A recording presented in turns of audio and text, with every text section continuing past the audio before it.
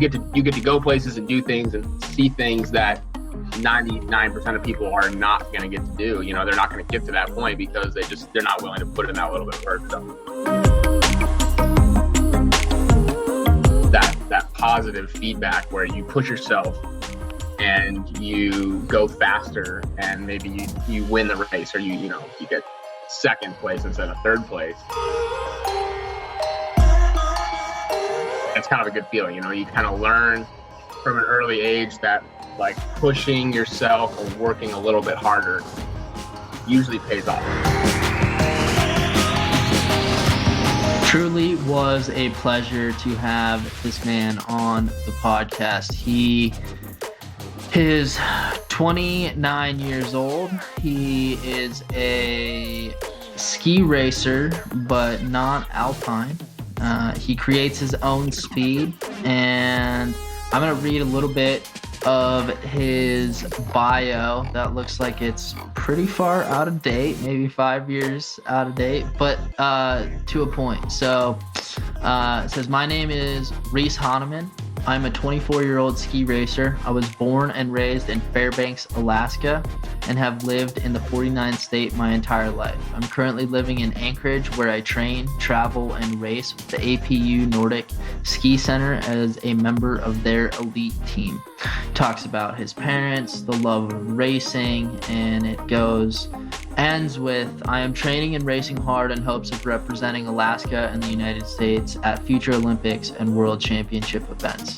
It shows the hard work and dedication that he has put in actually pays off. He was able to compete in the Olympics in Pyeongchang, and I will let the interview do the rest of the talking, but it was definitely awesome to get a different perspective on the sport of skiing.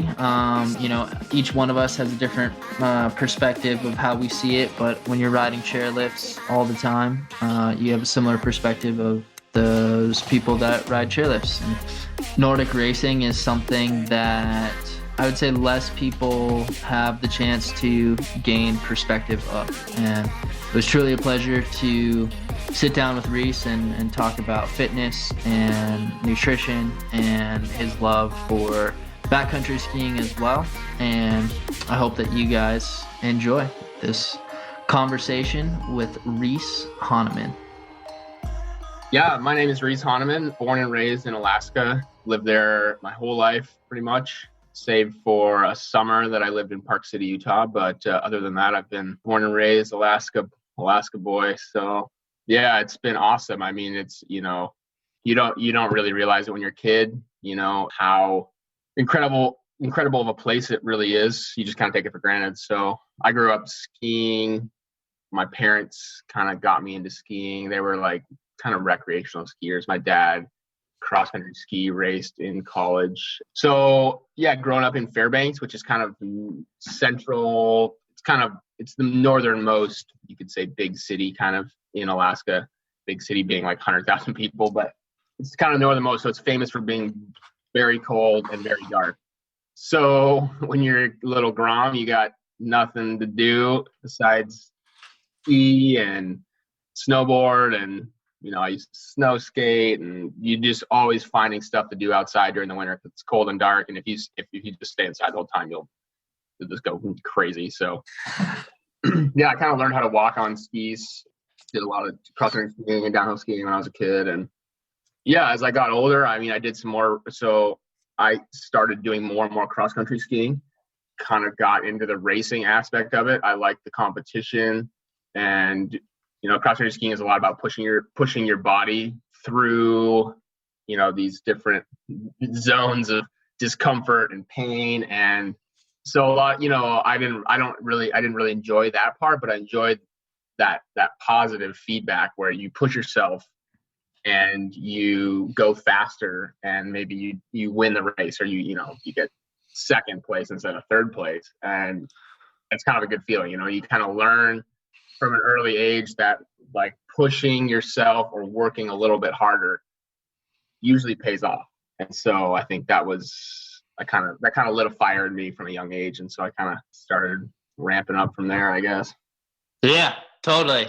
Yeah, I mean, it's fun when you get to have that feedback. And like, I think it would be really, like, I feel very fortunate that I grew up close to the mountains, but Alaska is, even it's just like right in the smack dab middle of the wilderness. Obviously, you have, like you said, cities of 100,000 people, which in the grand scheme of things isn't that many people compared to like cities around here. Right. But you have like the infrastructure of a city, but it really like it forces, I think growing up in Alaska, it forces you even more to interact with the outdoors, and instead of having the instantaneous response feedback loop of like video games or television or social media, like obviously you still have that, but there's a whole nother side of it where you have like you learn a lot more about like the real nature of life, of input and output and delayed gratification. I think, no one necessarily really loves the pain of walking uphill. But when you get to the top of the mountain, you're like, oh yeah, that was worth it. Yeah, exactly. Yeah, it's like the classic case of like the view is worth the climb or whatever. And I mean, as a kid growing up, you hate it at the time. You hate, like, your parents are like, hey, we're gonna go on this hike or this ski or whatever, and it's like, what?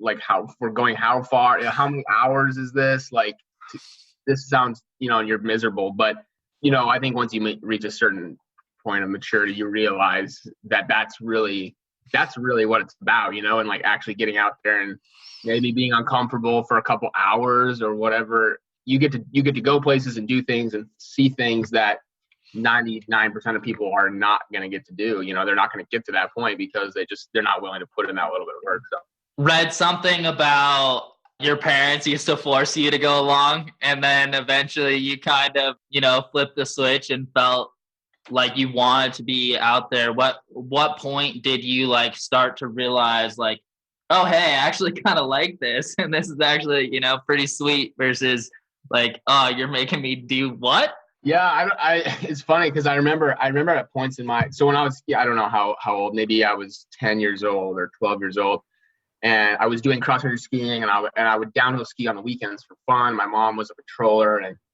all my friends were downhill skiers, not really racers, but like we had a pretty good park actually in Fairbanks. So everybody would go to the park, and like, I just wanted to go to the park, and I didn't really want to cross country ski because cross country skiing is hard, right? You're going like uphill, and you're just working out like really hard all the time. And it's not necessarily as cool of a sport, especially back then. So, I wanted to go in the park and hang out, and my parents would take me to, junior Nordics or like middle school ski practice. And, I liked it. I enjoyed it because I was sort of good at it. And so I got that gratification, and of course you ski really fast by the group of girls, and you feel good about yourself because you think you look good, I mean, you look like a total doofus, but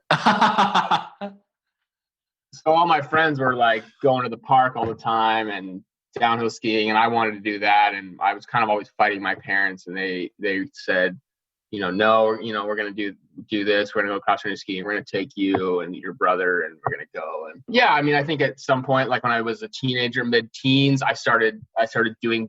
I did a lot of sports, so I got in really good shape. I played, pretty competitive soccer. I mountain bike race. I road bike race. I did running. I was a pretty competitive swimmer. I was doing cross country skiing. So I mean, I did a lot of stuff, and my fitness, my aerobic fitness was pretty good, compared to other kids my age. And so I could win or do well in a lot of those sports. I could show up and, win a mountain bike race just because, I was essentially training all the time, even though in my mind it wasn't training. I was just doing stuff that I like to do, going out with my buddies and going on a 3-hour mountain bike ride, but when you're 14 and you're doing that kind of stuff, you do that for years and years and years, and eventually, you get in pretty good shape. So I think cross country skiing kind of became my passion early high school, I would say, where I started to do well. I had one of my best friends was really, really fast as well, and so he was always beating me, but I enjoyed trying to challenge him. And I would, you'd go to like these high school races, and all your friends from high school come out and watch, and like you ski pretty fast and you get second place or whatever, and you're like, yeah, like this is cool. People think, wow, that's sick. That's way cooler than I thought it was. Like you guys actually go pretty fast. So I think that's kind of where I started having a passion for it and kind of considering like maybe doing it more than just as like a school sport. Yeah, totally. Is there any reason why cross country or Nordic was the thing that you chose? Was there a tipping point with that versus swimming or mountain biking or, some of the other sports that you probably could have excelled at because you were conditioned for? Part of it is that just being in Alaska, living somewhere, whether you live in Alaska or you live in the Mountain West, Colorado, or the Midwest maybe, or New England, all the skiing kind of centers across the U.S.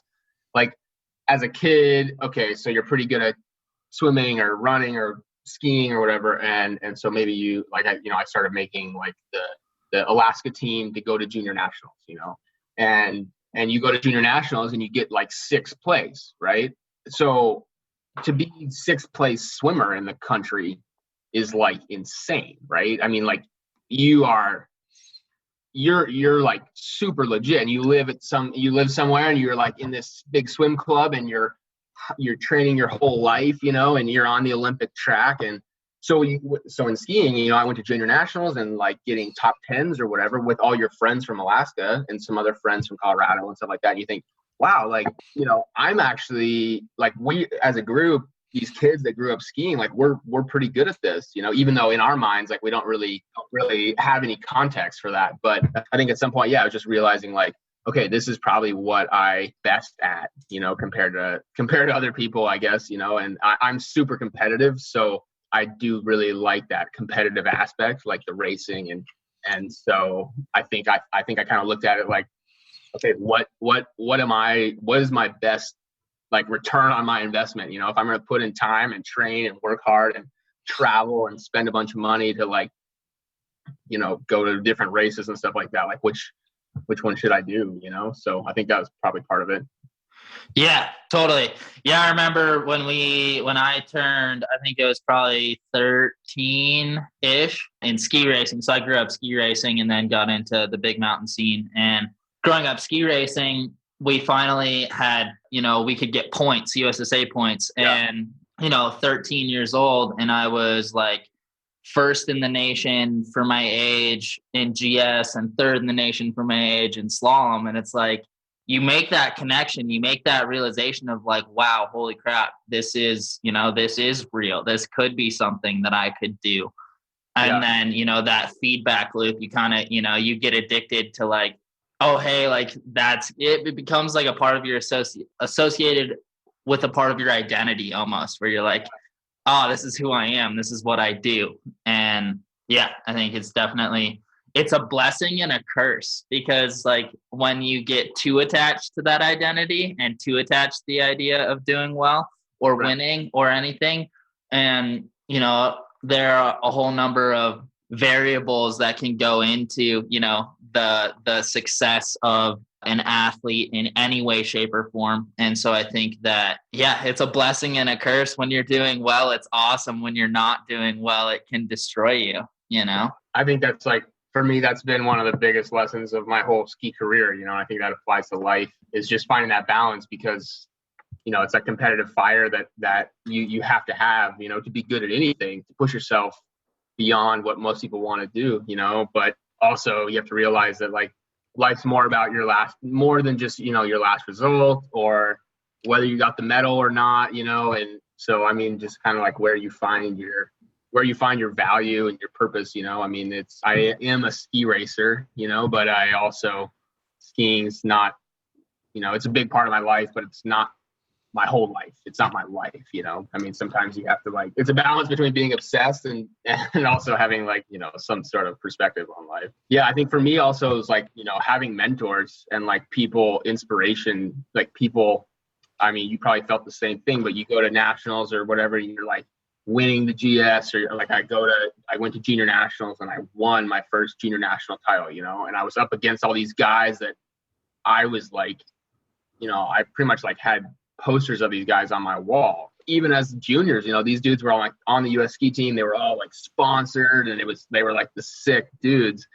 And you go and you beat them, and it's like, what, you know? And then I had all these coaches and all these older athletes, you know, who are kind of where I'm at now, saying, man, dude, you can do this. Like, you've got huge potential, you know, like you could be skiing on World Cup someday. And you're like, what? No way, man. Like, there's no way I could ever do that, you know? And so I think just like having those people kind of show you that, you know, light that fire in your head, like, what could I do? You know, and I think so often we get stuck in just kind of like where we're at, or, you know, we hear it all the time. Like, we don't dream big enough, you know, and it's easy to just get stuck in your little box. Like, oh, maybe I could win state championships, you know? And like, someone's like, dude, maybe you could win world championships. It's like, oh, okay. Yeah, totally. Yeah, it's amazing what another person's belief in you can do for motivation and fueling the fire. Because I remember coaches constantly telling me, and although I never made the US ski team, they were constantly telling me like, hey, if you keep doing what you're doing, you will make the US ski team. And, you know, there were variables outside of my control and in my control that didn't work out for me to, you know, to be on the US ski team. But the amount of inspiration that was poured into me and then allowed me to have that type of dedication to continue to pursue it. Like, there's, you know, not much that can beat that. Yeah.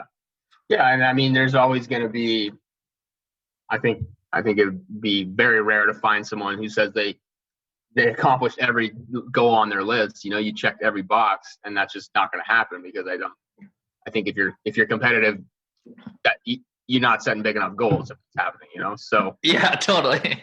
You're always going to have those things that you didn't do, you know, that you were trying to do or that you wanted to do. And so, you know, in hindsight, it's like, I mean, you have to just, I always just think of like where I started, you know, and you're probably the same way. And I think any competitor thinks of that, you know, back when you were a kid and you were like just learning and you went to your first race and you got dead last or whatever, all the way to wherever people, you know, multi-time Olympic medalist, or, you know, I got 14 free skier covers, you know, like, well, remember when you were still like pizzaing on the kiddie slope, you know? So, yep.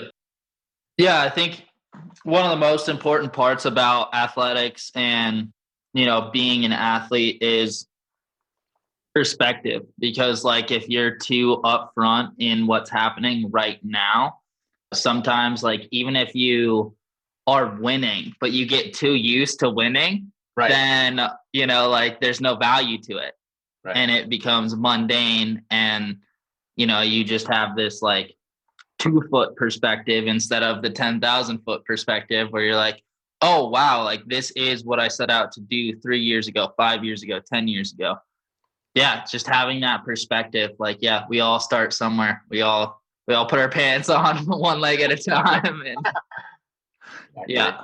It seems like inspiration, like reading some of your bios and some of the things that you've written, like inspiration seems to be a big why for you. Like, something like you try and inspire other kids to do what you've done, or like you've been inspired by others before. How does that, like, what is it about inspiring others that makes it so amazing for you? And then what are some other big whys, like why you do what you do?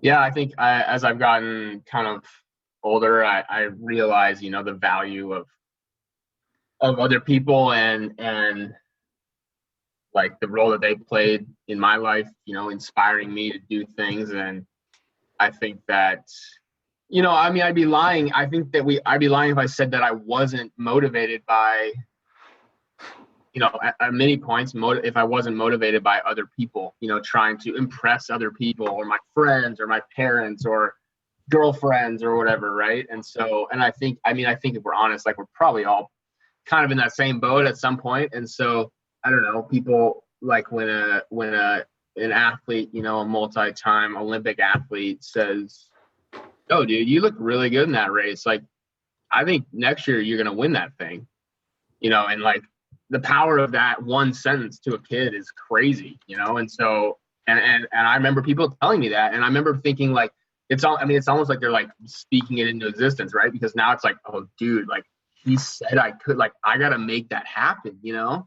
Yeah. Oh yeah. The year just grinding and training like an animal, and next year, you know, maybe you do it, maybe you don't, maybe you get close or whatever. But so I think that just giving people confidence. I mean, a lot of people are, you know, we're all afraid to fail, you know. So I think that's a big thing in our culture now. It's like, you know, people make fun, like kids make fun of others that fail or whatever, and it's like, dude, you can't be controlled by that, because there's always gonna be people that are like, whatever, you know, haters gonna hate, of course, like they always say.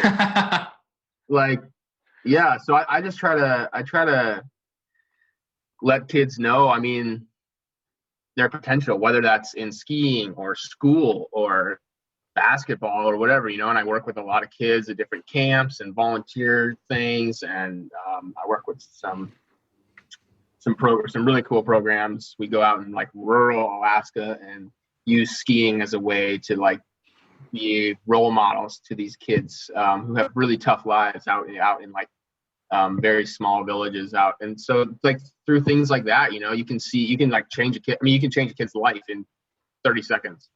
Yeah. So it's pretty insane. And so I'm trying to do that and give back and just get people stoked to go after whatever they want to do, you know. And I mean, you get one life, so send it, you know. Yeah, seriously. Yeah, I think it's super important. Like, we get so caught up, especially in Western culture, with like, oh, this is just status quo, this is just how it is. And like you said, like, a lot of people don't dream big enough, and they limit themselves because you have a few voices out there that are telling you how good you can be. And then it seems like the rest of the voices out there are telling you, you know, about your failures, about all the things that you didn't accomplish, about how hard life is, or, you know, about the quote unquote reality of the world. And oftentimes, like, you know, like you said, people will speak things into existence. And when your words create your world. So the things that you believe, the stories that you tell yourself, ultimately dictate the direction that you're going. Yeah.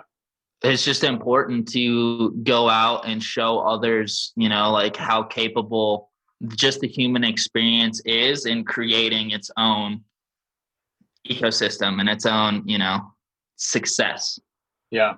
What were the Olympics like for you? Because I know that's been, you know, that was a big dream for a while, reading some of your blog posts about, you know, like following the Europa Cup into, you know, everything that you had written about in like 2015 and everything. What was that like? What was the journey to making it there? The Olympics for me is like the best lesson just in my life of like what is capable. I mean, what you're capable of, what's possible, you know. Like I remember being like 7 years old and I met some Olympic cross country skiers, you know, and they were talking about the, you know, whatever, being at the Olympics. And I remember thinking like, oh man, that's so cool. Like one day I want to go to the Olympics, you know.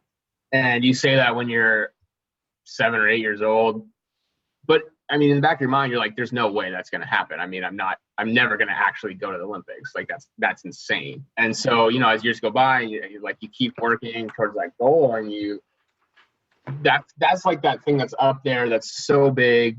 And I mean, I literally doubt, like, kind of, to be totally honest, I kind of doubted that would ever happen just because it's so hard to achieve, you know? So to actually achieve that is like, that's what I tell kids all the time. I'm like, you guys, like, I was not a phenom. I was not a super standout skier. You know, I was like decent.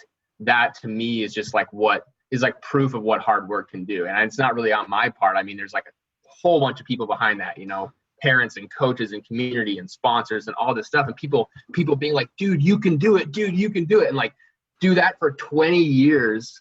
You can do it. You know, it's crazy. So Yeah, I mean, it was a long journey, of course. I mean, a lifelong journey. You could say I started training, cross country skiing is very much about like your aerobic fitness, right? So it's pretty much in layman's terms, it's like pure cardio. So that takes a long time to get good at. There is some natural element to it, but it also is something that is just mostly trained. So you have to train, so I've basically been training since I was 5 years old, you could say, when I started swimming and running and biking up to where I am now, for as part of that journey. So yeah, I mean, I guess to spare all the details, like in 2014, the Olympics were in Sochi, Russia. And I was kind of like, I went into Olympic trials, which is like US nationals. I went, and that was in January. And I went in, and the Olympics were in like late February, early March, I think. And I went into nationals kind of as like an outside possibility of making the team. That was really, I was skiing like the best I'd ever skied in my life. And at that point, I was like maybe a top 10 overall skier in the US and really good on some days in sprint races. So I went to nationals, was in Park City, Utah, high altitude, which is usually pretty tough for people from Alaska because we don't train in altitude too much. And I went there, and I had been training, for a long time, and really was on a good plan to peak at this event. And I won. I was on the podium 3 out of 3 events. I won my first national title, and I was like second in the other race and third in the other race. So I was like pretty dominant actually at the event because you have sprint and distance, and so usually you have some different guys doing well, and I just did well in like everything, and I won the sprint. I was like, wow, like I might make the Olympic team, like this is crazy. Like, and I had skied above my capability kind of to have those results. And they had 9 spots on the team for men, and they took 7 guys. So I didn't make the team that year. And that was basically because they decided not to like fill the whole quota of the whole team that they could have. So if they decided to take 2 more people, I would have made the team. And so at that point, that was pretty tough. Because I thought, man, that was another one of those moments where I was like, dude, you're never going to get closer than that. Like, that was all you can do. Like, you just won the race. You won the race. You were on, like, you just kill it.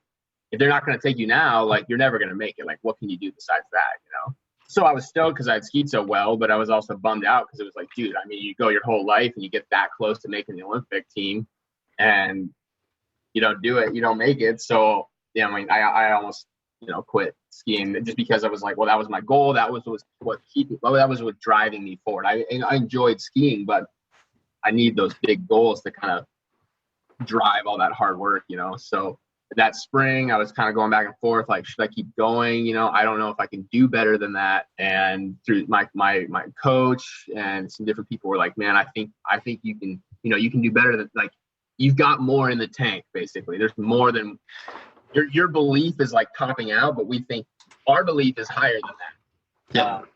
And so I said, okay, you know what? I'm going to take it 1 year at a time. I want to enjoy it because the training and all that stuff is so hard. And the racing is very painful. You're pushing yourself to just like complete exhaustion, all these every time and intervals all the time, all like every other day, all year long. You get 2 weeks off a year. So I'm making no money. I'm gone all the time. It's kind of, I mean, it's sort of tough. It's like the classic like athlete that's not in a major league sport, that's not quite making it, and they're trying to get by. So I just decided, you know what, I'm going to take it 1 year at a time, and I'm going to really like get back to why I ski. I'm going to enjoy this. I'm going to enjoy the process of training and being outside, and I get to go on 4-hour runs and mountain bikes and be in the mountains and stuff like that. And that's part of what I get to do, And so I just kind of reset and was like, okay, I'm going to take it 1 year at a time, and I'm going to enjoy it. So I did it. And I basically said that for like the next 2 or 3 years. I said, I'm going to take it 1 year at a time. And I had some really good results that were better than I had before. I won some more national titles. I was racing on the World Cup off and on, which is really inspiring because you're in Europe and you're racing the best in the world. I started off just getting my ass handed to me, but I mean, that's inspiring in itself. Yeah. So then about 2 years before the 2018 Olympics, I was skiing really fast and I was doing well, and I was like, okay, it looks like you're in this for like the next 2 years at least. And so I really put my head down and kind of like trained and competed in just the way that I knew I needed to be the best at my event. So I had to kind of like, I had to go all in on my event, which I knew was going to be my chance to make the team, which was the sprint event. And so, you kind of make that decision. Okay, like, look, I'm going to kind of put all my eggs in one basket, for the next 2 years. And I'm not going to worry about like getting a ton of sponsors and having a bunch of obligations and like going to a lot of events, because that just takes me away from my training. It adds more stress and travel. And so it's like, look, I mean, when I'm 90 years old, I'm not going to care about any of that stuff. And I'm going to care whether or not I was able to like accomplish my goal, So anyway, long story short, I made it happen. I trained super hard. I timed it right. I peaked at the right moment. I won both of the sprints at Olympic trials last year, 2018. That was, it was amazing. It's incredible I still like, when I think about it, I can't believe that I actually did that. It's like just knowing where I came from and like how bad I was at sometimes, I mean, I went to, the first time I went to junior nationals, I was like 90th place, out of like 95 or something, and it's like, what? So yeah.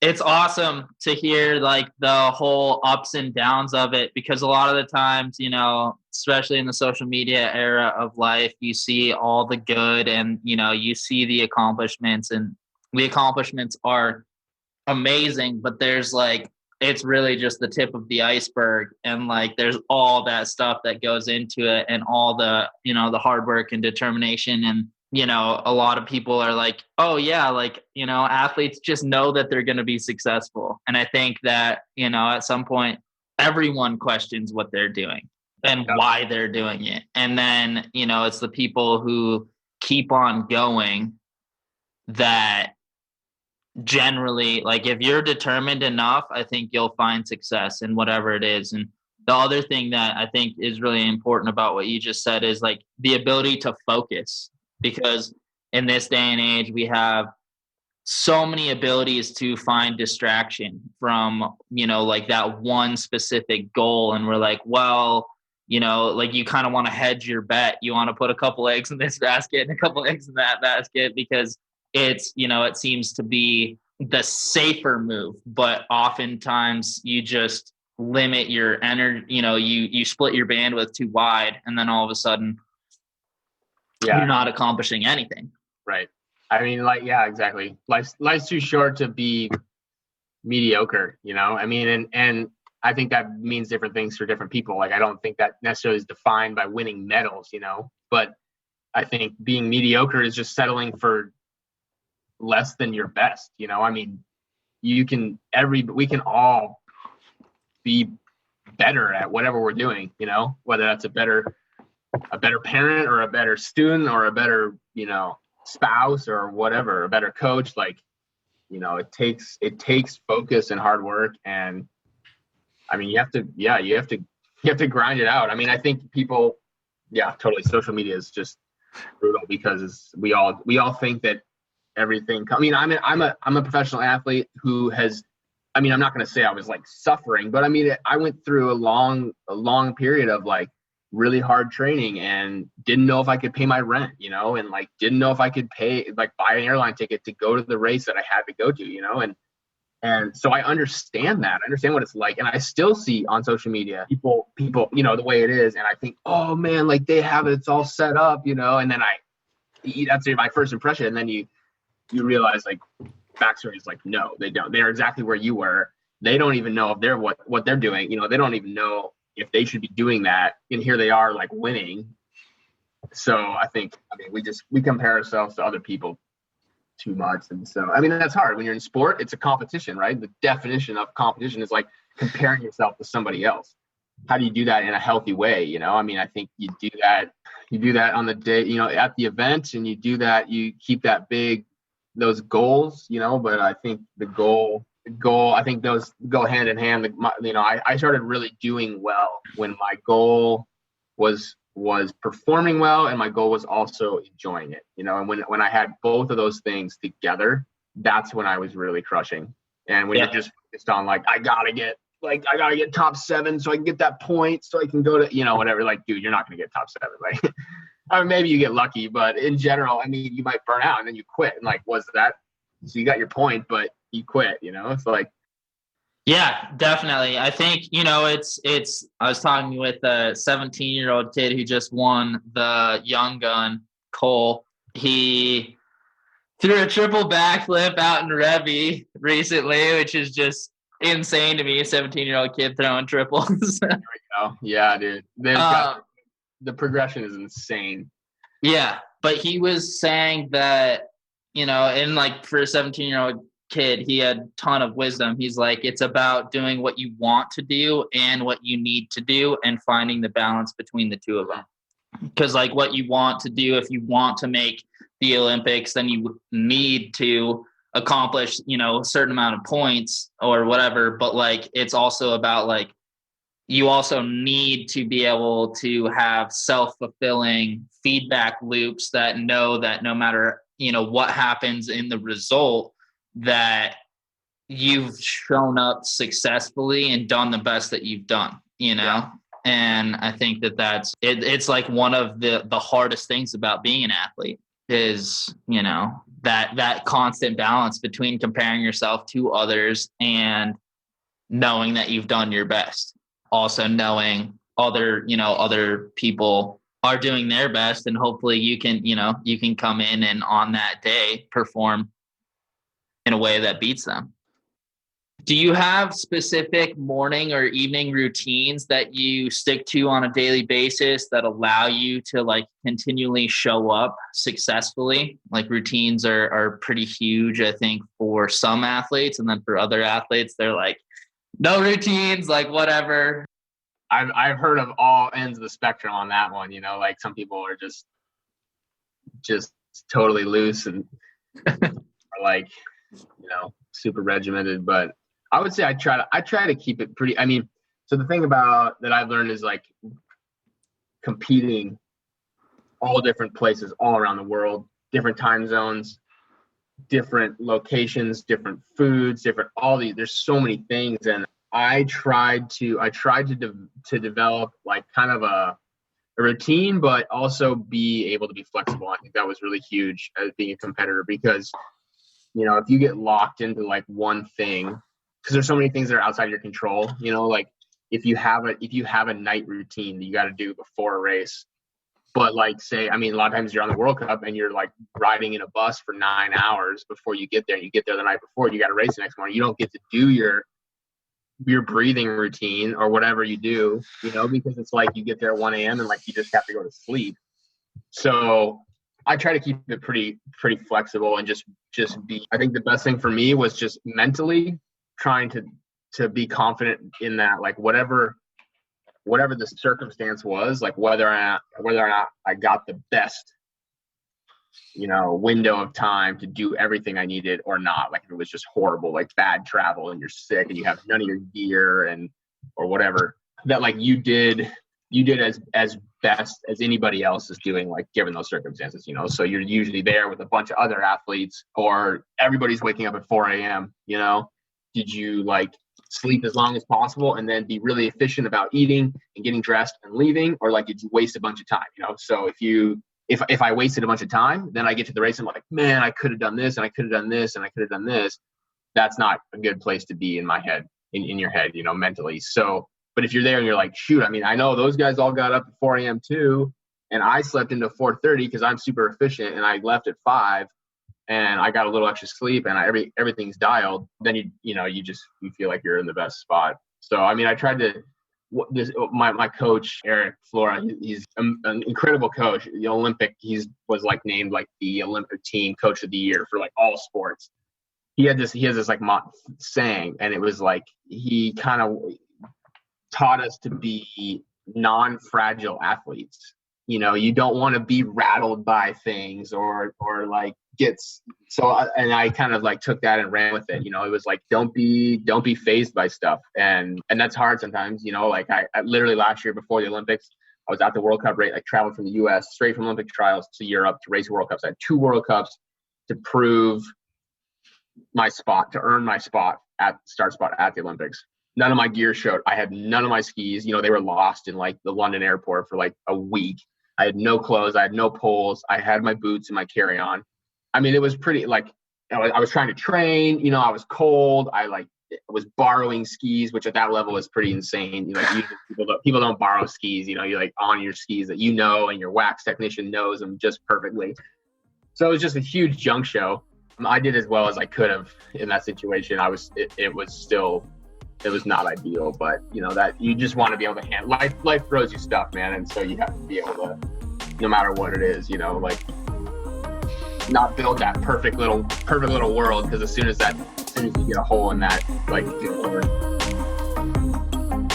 Hey, just one more thing before you go. I wanted to say thank you so much for listening to today's episode.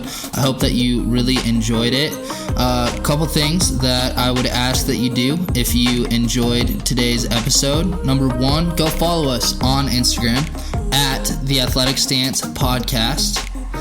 Number 2, if you don't mind leaving a review, rating it, and subscribing, it always helps. It helps spread the word. It helps me know what you guys are enjoying or not. And if you don't mind leaving a comment on Instagram, letting me know what you're enjoying, what you're not enjoying, I will always take into consideration. And feel free to send me a message with recommendations on who you'd like to hear from, what you'd like to hear us talk about.